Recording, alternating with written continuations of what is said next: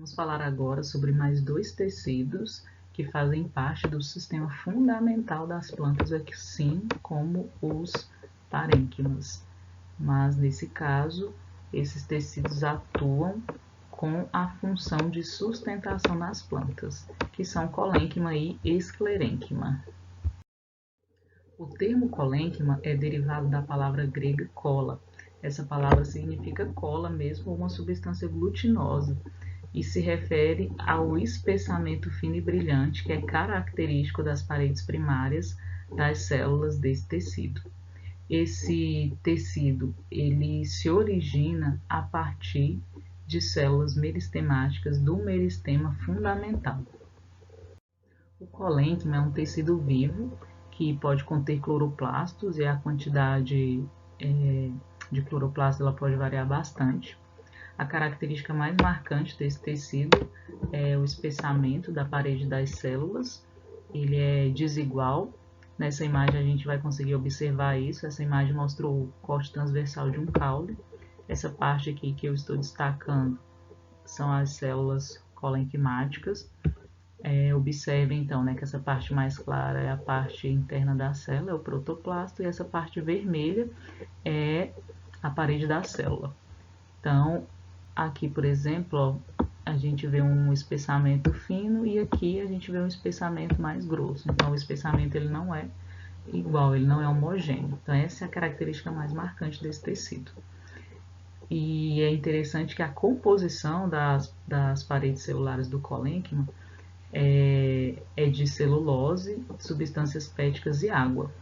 Então, não contém lignina nem suberina, que são substâncias que normalmente, quando se depositam nas células, elas conferem uma impermeabilidade e, dessa forma, impedem a comunicação entre as células.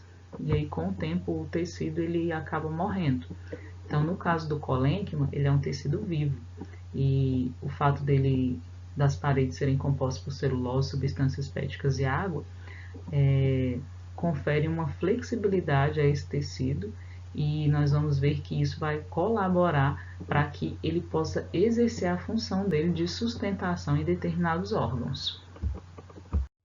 O colênquima ele é muito semelhante ao parênquima do córtex, a diferença está relacionada ao espessamento das paredes, e no caso aqui do colênquima é muito mais pronunciado quando comparado com o parênquima. Ele é um tecido pouco diferenciado, então normalmente ele é encontrado em locais da planta que são mais moles, que são mais tenros. E então locais que são mais facilmente atacados por herbívoros e micro-organismos. E então, como ele é pouco diferenciado, ele pode voltar a atuar como célula meristemática e atuar na regeneração e na cicatrização desses tecidos. Assim como ocorre com o parênquima, que eu comentei com vocês que também é um tecido pouco diferenciado, que tem a capacidade de voltar a atuar como célula meristemática e originar novas células quando isso é necessário. A função do colênquima, então, é sustentar as regiões e os órgãos da planta que possuem crescimento primário ou que estão sujeitos a movimentos constantes. Eu comentei com vocês que o fato das paredes das células do colênquima serem constituídas de celulose, substâncias péticas e água possibilita essa flexibilidade, possibilita que o órgão se movimente, sem que ocorra a quebra daquele órgão, se a gente pensar, por exemplo, num caule.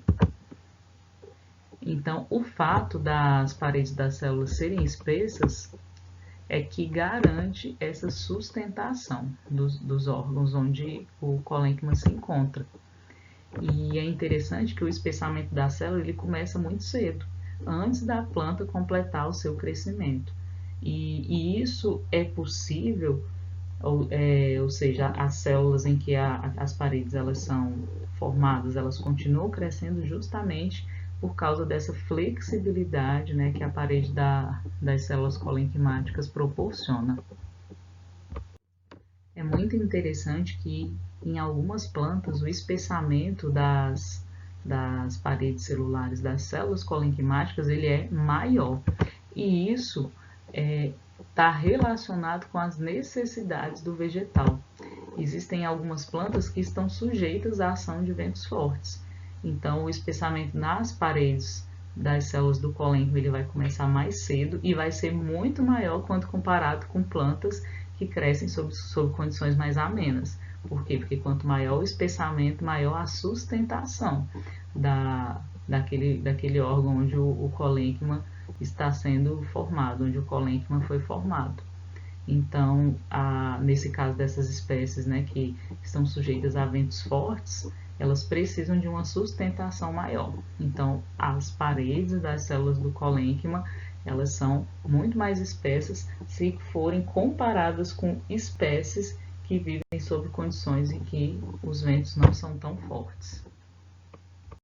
O colênquima, então, ele pode ser encontrado em órgãos ou regiões que estão em distensão, que estão em crescimento. Lembrem-se, né, que ele é um tecido primário, ele é encontrado em espécies que estão em crescimento primário. Então, caule, o pecíolo, nervura de folhas, bordo de folhas e raízes aquáticas ou aéreas são órgãos em que é possível encontrar células do colênquima.